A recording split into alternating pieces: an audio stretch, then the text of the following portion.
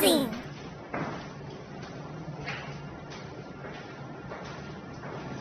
Baik, Assalamualaikum warahmatullahi wabarakatuh.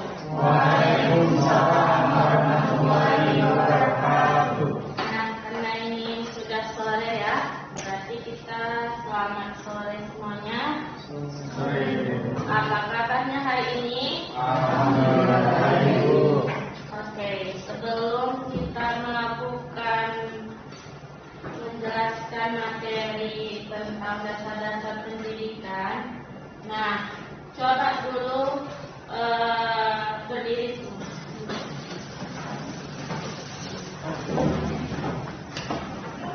Nah, kalau saya bilang semangat pagi, pagi. Nah, ternyata walaupun kita udah sore, jadi semangat pagi kita itu masih ada ya. Semangat pagi. Pagi. Oke, terima kasih. Silakan duduk kembali. Nah, sebelum kita memulai, ada baiknya kita berdoa terlebih dahulu. Kita berdoa membacakan surah Al-Fatihah. Berdoa dimulai.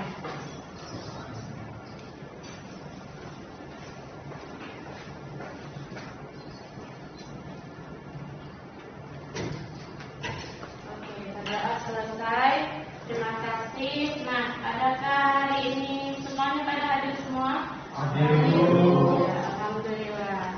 Nah, hari ini kita membahas dasar-dasar pendidikan. Sebelum kita ke slide selanjutnya, saya mau bertanya kepada saudara-saudari semuanya.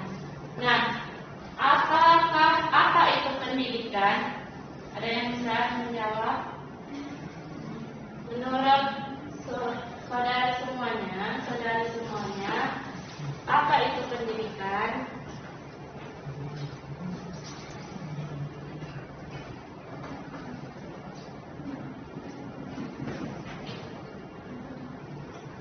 Ayo. Ya, sebutkan namanya. Selalu saya. Perkenalkan, nama saya Jamal. Proses yang pendidikan.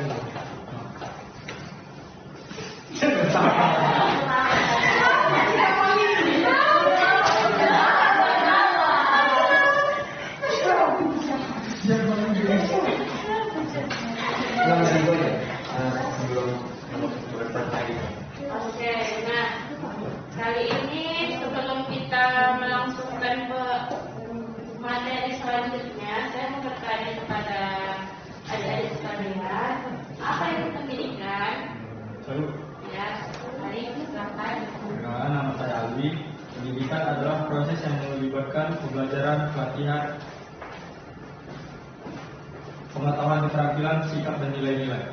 Ya, nah, jadi pendidikan itu adalah ikatan kita sebagai pendidik atau kita sebagai pengajar itu bagaimana supaya kita mengajari anak itu dengan benar. Kemudian pendidikan itu adalah bagaimana supaya caranya apa yang kita sampaikan itu sampai kepada si pendidik, mahasiswanya. Nah, jadi kita lanjutkan slide berikutnya.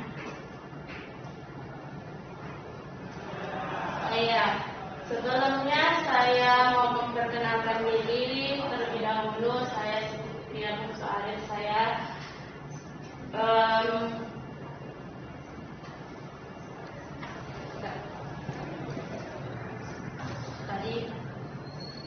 sebelumnya saya mau memperkenalkan diri. Saya Siti Musa, saya tinggal di Tanjung Balai dan pernah ke Tanjung Balai. Orang Tanjung Balai. Orang yang dulu Di mana? di Koramil 17. Oh, oke. Nah, untuk lebih lanjutnya nanti bisa setelah ini berkabar. Nah, perkenalan dasarnya udah, materi pembelajaran, metode pembelajaran sama penilaian.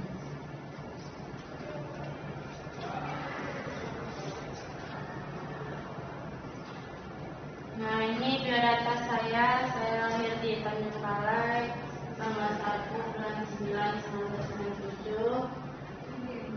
Itu ada nomor handphonenya. Kemudian pendidikan S1 saya PGSD Unimed, S2-nya pendidikan dasar Unimed.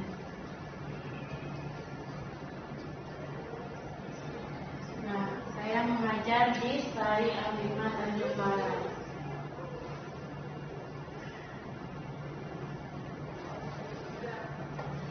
Nah, untuk mata kuliah kali ini, mahasiswa memiliki wawasan tentang pendidikan sebagai suatu sistem dan penerapannya dalam proses pendidikan. Jadi, kalian mahasiswa harus tahu dulu pendidikan rendah, dimulai SD, SMP, SMA.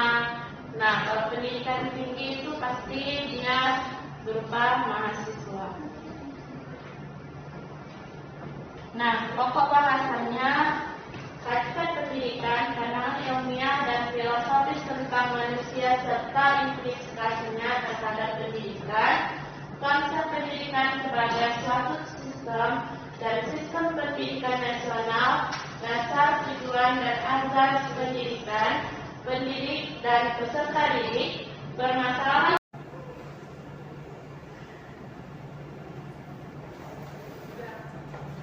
Nah, untuk mata kuliah kali ini, mahasiswa memiliki wawasan tentang pendidikan sebagai suatu sistem dan penerapannya dalam proses pendidikan. Jadi, kalian mahasiswa harus tahu dulu pendidikan rendah, dimulai SD, SMP, SMA.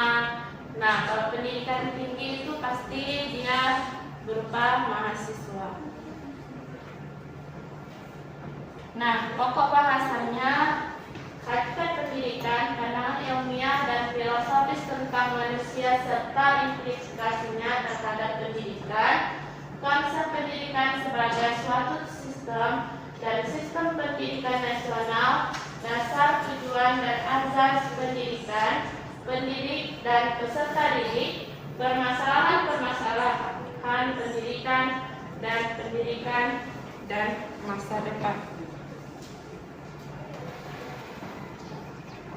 Nah, mengapa mahasiswa PGMI atau PGSD harus mempelajari mata kuliah dasar-dasar pendidikan atau disingkat DASPEN?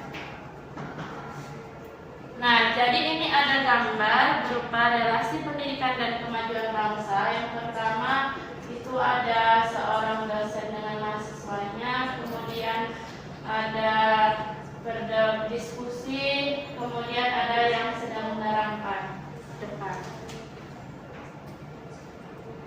Nah, investasi dalam pendidikan itu sangat penting dalam kemajuan bersama, kemajuan bangsa. As a nation, we now invest more in education than in defense, menurut Gebus 2000, tahun 2000. Perhatian lebih besar harus tetap diberikan terhadap bidang pendidikan demi kelanjutan kehidupan bangsa. Itu menurut SBY tahun 2005. Nah, pasca pendidikan kedua, Kaisar Hirohito tidak menanyakan berapa serdadu yang tersisa, tetapi menanyakan berapa guru yang masih ada. Nah, yang ketiga, paradigma pembangunan SDM sumber daya manusia Korea diarahkan menjadi manusia Korea sebagai human capital. Berarti dia manusia yang berkelompok. GNP $257 tahun 1970 menjadi $10.548 atau tahun 1996. Pembelajaran pendidikan di Malaysia. Nah, pendidikan adalah usaha sadar dan terencana untuk mewujudkan suasana belajar dan proses pembelajaran agar peserta didik secara aktif mengembangkan potensi dirinya untuk memiliki kekuatan spiritual keagamaan, pengendalian diri, kepribadian kecerdasan, akhlak mulia, serta keterampilan yang diperlukan dirinya, masyarakat, bangsa, dan negara. Itu menurut Undang-Undang Nomor 20 Tahun 2003 Sisdiknas.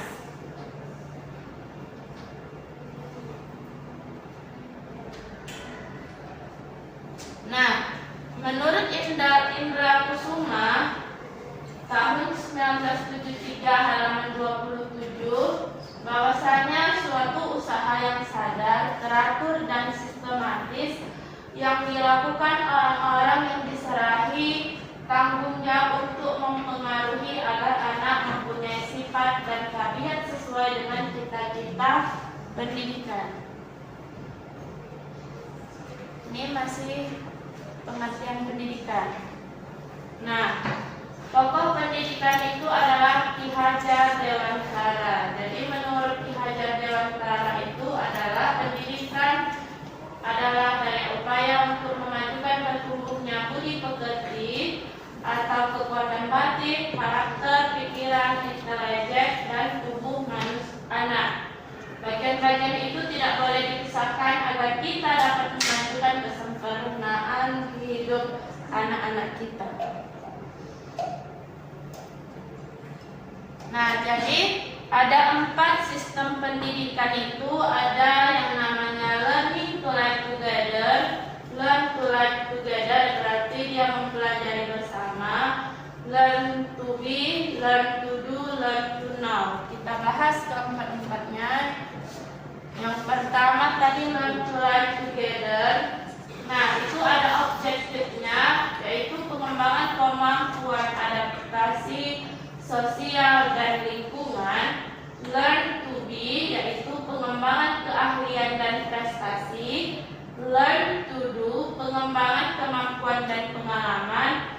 Learn to know, pengembangan pengetahuan atau wawasan keilmuan. Nah, tingkatan pencapaian intelektualnya itu ada 8. Nah, yang pertama mencegah masalah, berarti solusinya kita harus menciptakan peluang. Yang kedua masih sama, memanfaatkan peluang, memahami masalah. Yang ketiga, solusinya harus memahami peluang. Terakhir, melihat masalah dan kita lihat juga peluangnya.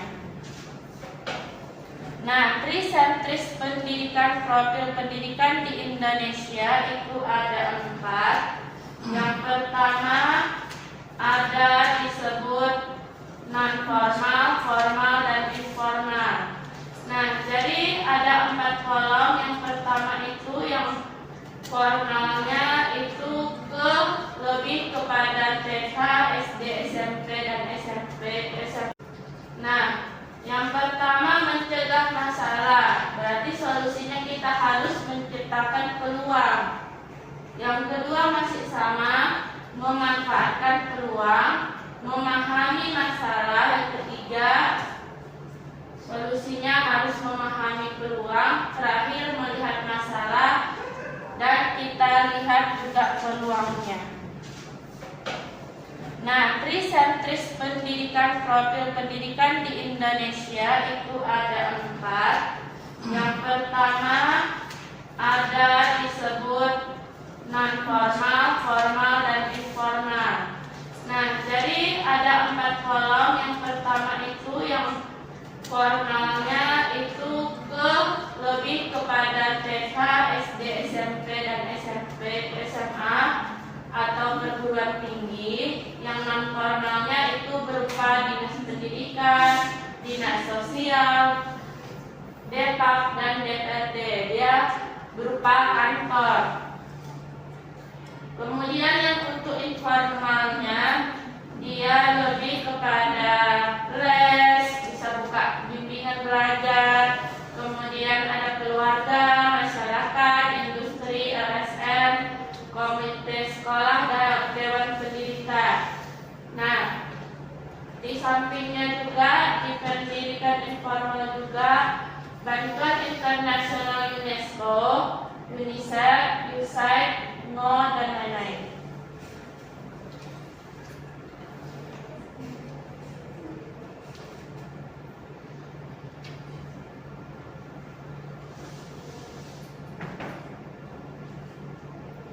Nah, ini ada urgensi mata kuliah dasar pendidikan dalam profesionalisasi guru.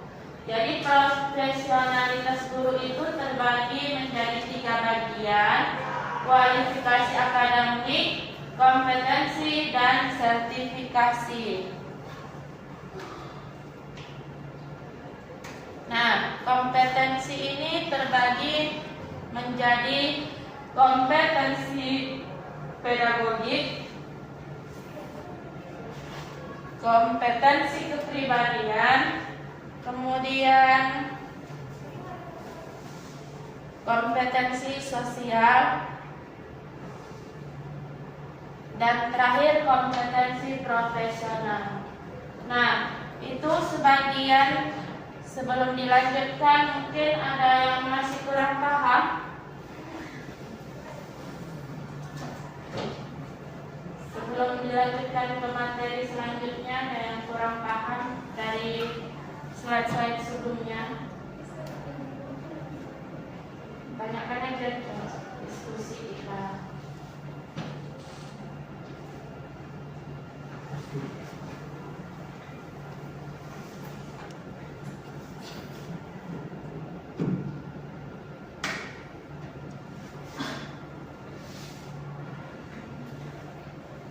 Nah, kita lanjut kompetensi pendidik menurut PP nomor 19. Itu ada 4: pedagogis, kepribadian, profesional, dan sosial. Pedagogis itu dia berupa pemahaman peserta didik, perancangan, pelaksanaan, dan evaluasi pembelajaran. Pengembangan peserta didik, P itu peserta didik. Kepribadian itu mantap dan stabil, dewasa, arif, berwibawa, akhlak mulia. Yang ketiga, profesional, menguasai keilmuan bidang studi dan langkah kajian kritis pendalaman isi bidang studi. Yang keempat, sosial, komunikasi dan bergaul dengan peserta didik, kolega, dan masyarakat. Nah, di sini ada 4 juga. Yang pertama itu aspek potensi peserta didik, teori belajar dan pembelajaran, strategi, kompetensi dan isi, dan merancang pemberi, menata latar, dan melaksanakan kegiatan belajar mengajar, asesmen proses dan hasil, dan pengembangan akademik dan non-akademik. Yang pertama juga untuk yang bagian keduanya, norma hukum dan sosial, sama enggak, konsisten, norma, mandiri, dan etos kerja, berpengaruh, positif dan disegani, norma religius, dan diteladani, jujur. Untuk yang ketiganya, paham materi, struktur konsep, metode keilmuan yang menaungi, menerapkan dalam kehidupan sehari-hari, dan metode pengembangan ilmu, telaah kritis, kreatif, dan inovatif terhadap bidang studi. Terakhir, menarik empati, kolaboratif, suka menolong, menjadi panutan, komunikatif, dan kooperatif.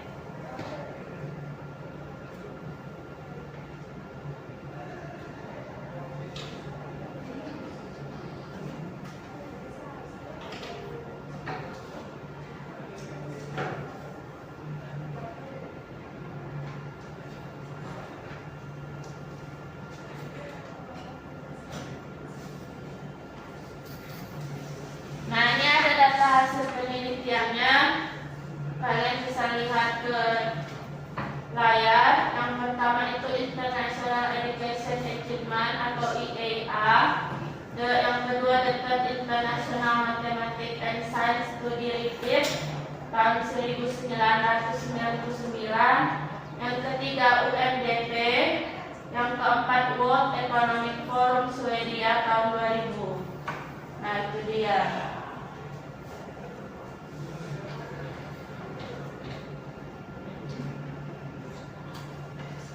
Nah, fakta dan metode pengembangan ilmu telaah kritis Terakhir, menarik empati, kolaboratif, suka menolong, menjadi panutan, komunikatif, dan kooperatif.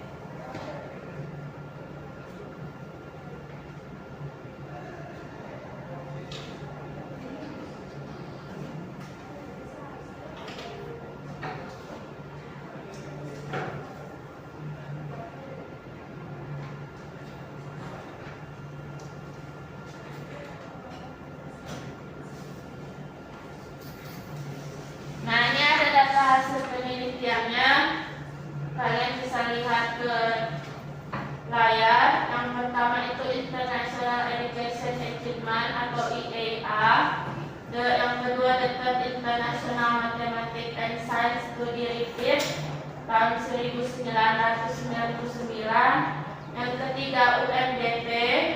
Yang keempat World Economic Forum Swedia tahun 2000. Nah, itu dia.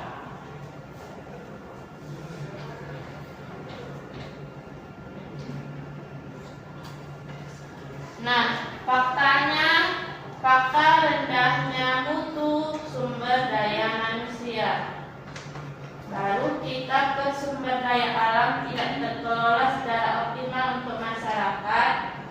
Terus yang terakhir dikelola secara sistematik dalam proses pendidikan yang memiliki fungsi. Yang pertama itu mencerdaskan kehidupan bangsa, dua mempersatukan bangsa. Nah, ini ada beberapa what's wrong, kesalahan-kesalahan. Nah, mutu pendidikan, output, besarnya pengangguran, pembelajaran cenderung teoritik, guru kualifikasi TK pendidikan guru, guru yang mengajar tidak sesuai dengan latar belakangnya.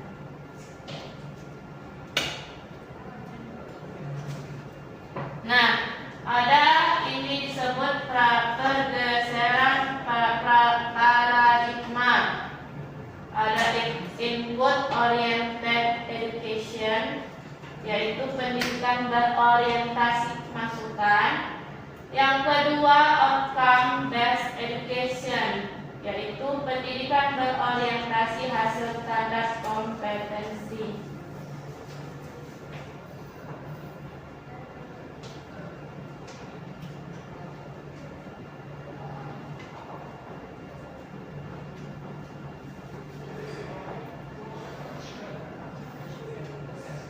Nah, ini ada disebut rekonstruksi pendidikan di era informasi, yaitu ada 6. Ini beberapa model pembelajaran. Ada yang pertama itu paradigma pendidikan atau disebut broad based education, orientasi pendidikan atau disebut dengan life skill, bentuk kurikulum atau disebut dengan KBK, model manajemen sekolah atau disebut dengan MBS, bentuk ujian, evaluasi autentik, dan terakhir model KBM, kegiatan belajar mengajar, CTL atau disingkatnya singkatan dari Conceptual Teaching Learning. Nah, apa kata Laskar Pelangi? Ini ada beberapa buku. Yang pertama, lihat silabus dan modul untuk referensi, jurnal, makalah yang relevan dengan pembahasan. Strategi pembelajaran bisa menggunakan ceramah, penguatan dari dosen, dan kesimpulan dari mahasiswa. Nah, ini ada diskusi kelompok. Nah, ini ada berapa orang? Coba hitung dari kamu 1, 2, 3, 4, 5, 6, 7, 8, 9, 10, 1. Maksudnya satu kelompok itu ada 3 orang. Dari 1 sampai 3. Coba ulang. 2, 3, 1, 2, Ya. Nah, masing-masing sama kelompoknya. Iya. Digabung kelompok 1 sama kelompok 1, kelompok 2 sama kelompok 2, kelompok 3 sama kelompok 3.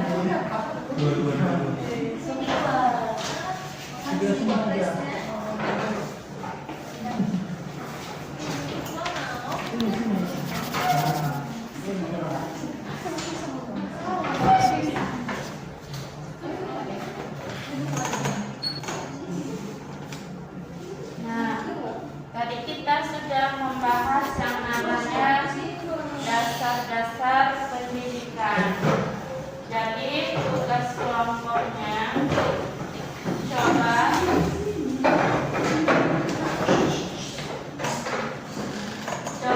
masing-masing kelompok tuliskan di kertas lembar kesimpulan dari hasil materi yang saya sampaikan tadi berupa dasar-dasar pendidikan, baik itu pengertian, baik itu jenis-jenisnya, model-model pembelajarannya. Itu saja. Saya kasih waktu 5 menit bisa ya. Wakilan dari kelompoknya masing-masing untuk mempresentasikan hasil diskusinya sama. Bacakan aja nggak apa-apa. Iya, 1 orang aja. Sebut, iya boleh. Kenapa? Nah, dari kelompok, sebutkan namanya, dari kelompok mana? Assalamualaikum warahmatullahi wabarakatuh. Waalaikumsalam warahmatullahi wabarakatuh. Saya Ria dari kelompok 2 akan menjelaskan kesimpulan dari perkuliahan hari ini, yang dimana pembahasan kita tentang dasar pendidikan. Dasar pendidikan merupakan landasan atau fondasi yang menjadi titik tolak dalam menyelenggarakan pendidikan, di mana pendidikan terbagi menjadi 3, yaitu formal, informal, dan non formal. Formal itu terdiri dari TK, SD, SMP, SMA maupun perguruan tinggi. Maupun informal itu biasa terdiri dari yang sebagainya, dan non formal itu dari DPRD dan lembaga pemerintahan. Dasar pendidikan membantu memastikan bahwa proses pendidikan berjalan terarah, relevan dengan kebutuhan peserta didik dan masyarakat, serta sesuai dengan nilai-nilai bangsa dan hukum yang berlaku. Sekian dari saya. Wassalamualaikum warahmatullahi wabarakatuh. Oke, dari tepuk tangan. Ada lagi yang mau menyampaikan aspirasinya? Assalamualaikum warahmatullahi wabarakatuh. Waalaikumsalam warahmatullahi wabarakatuh. Di sini saya Sebut namanya dari kelompok mana? Wiraman Sregar dari kelompok 1. Di sini kesimpulan dari dasar pendidikan adalah proses pentingnya yang membantu seseorang berkembang secara intelektual, moral, dan sosial. Melalui pendidikan, seseorang belajar pengetahuan, keterampilan, dan nilai yang dibutuhkan untuk menjalani kehidupan, bekerja, dan berperan dalam masyarakat. Sekian, terima kasih. Ya, terima kasih untuk kelompok 1. Beri tepuk tangan buat kelompok 1. Ada lagi yang mau kelompok lain? Ayo, boleh. Silakan. Saya Mas Fauzan dari kelompok 3 akan menjelaskan kesimpulan dari materi yang kita pelajari saat ini. Yang pertama yaitu pengertian pendidikan, yaitu proses sadar untuk mengembangkan potensi peserta didik agar menjadi pribadi yang beriman, berakhlak, dan bertanggung jawab. Yang kedua, tujuan dari pendidikan itu sendiri mengembangkan potensi individu, membentuk karakter, menyiapkan peserta didik untuk menghadapi kehidupan sosial dan dunia kerja. Yang ketiga, ada jenis pendidikan berupa formal yaitu sekolah dan universitas, dan non formal yaitu kursus atau pelatihan, dan yang informal berupa yaitu di keluarga dan di lingkungan. Fungsi pendidikan yaitu untuk pengembangan diri, nilai dan budaya, kesiapan kerja, dan kesadaran bernegara. Landasan pendidikan ada 3, yaitu filosofis yaitu Pancasila, biologis yaitu Undang-Undang Dasar 1945, dan sosiologis dan psikologis yaitu nilai budaya dan perkembangan anak. tokoh pendidikan saat ini yaitu Ki Hajar Dewantara Utara, Bapak Pendidikan Nasional, mempunyai semboyan yaitu Ingarsa Sumtalada Ilmadia Mangunkarsa Tuturi Handayani. Artinya ya seperti itu kata semboyan dari Ki Hajar Dewantara. Sekian dari saya. Assalamualaikum Oke, warahmatullahi terima wabarakatuh. kasih buat kelompok 3. Nah, itu dia tadi kesimpulan dari hasil materi kita dasar-dasar pendidikan. Nah, jadi itu mungkin tugasnya.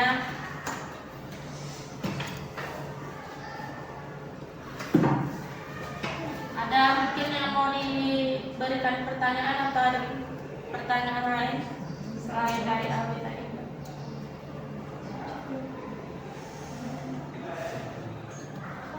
Cukup ya. Oke. Sebelum kita tutup, coba dulu masih berdiri lagi.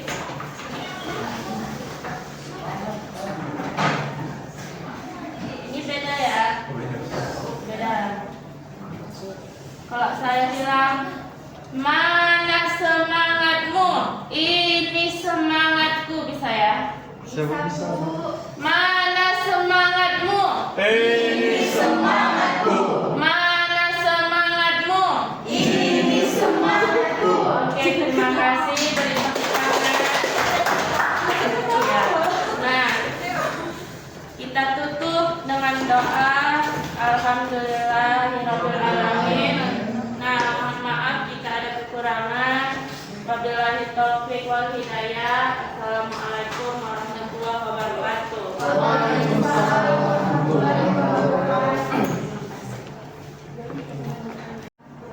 Saya ingin bertanya, bagaimana pendidikan dapat membentuk karakter dan moral peserta didik? Bagaimana pendidikan membentuk karakter moral peserta didik? Oke. Nah, saya akan mencoba menjawab pertanyaan dari siapa? Amin. Alwin. Nah, jadi begini Alwin. Jadi pendidikan moral peserta didik itu ada 3. Yang pertama itu termasuk sikap, yang kedua pengetahuan, sama afektif. Jadi kita termasuk kepada sikap. Jadi sikap kita itu dalam pendidikan itu termasuk kepada nilai-nilai keagamaan. Nah, jadi bagaimana caranya? Ya kita harus membuat sikap kita itu dari kecil kita dididik dari mulai orang tua kita terlebih dahulu. Nah, orang tua kita dulu contoh kita menjaga sikap atau moral kita dan supaya kita tidak tidak berpengaruh kepada lingkungan kita. Kita harus dari rumah kita dulu sendiri. Nah, apakah udah benar kita melakukan sikap kita sesuai dengan ajaran-ajaran agama juga, barulah kita mencoba mengaplikasikannya kepada lingkungan sekitar kita. Nah, dimulai dari di rumah, baru kita misalnya kalau masih mahasiswa di lingkungan kita, dari ajaran-ajaran guru-guru kita atau ajaran-ajaran dosen-dosen kita, barulah kita mengaplikasikannya ke lingkungan sekitar kita gitu.